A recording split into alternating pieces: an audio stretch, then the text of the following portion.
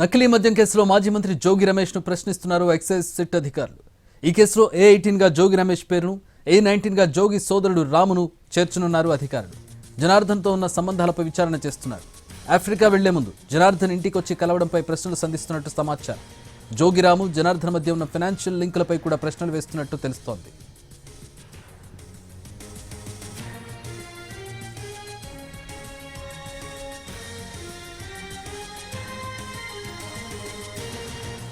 ఇప్పటికే జోగి రమేష్ వాడే 2 మొబైల్స్ ఆయన భార్య ఫోన్ను సీజ్ చేశారు. జోగి రమేష్ ఇంటి దగ్గర సీసీటీవీ ఫుటేజ్కు సంబంధించి హార్డ్ డిస్క్ను కూడా స్వాధీనం చేసుకున్నారు. ఎన్టీఆర్ జిల్లా ఇబ్రహీంపట్నంలోని జోగి రమేష్ ఇంట్లో 2 గంటల పాటు తనిఖీలు చేసింది క్లూస్ టీమ్. 5 గంటలుగా జోగి రమేష్, జోగి రాముని ప్రశ్నిస్తున్నారు అధికారులు.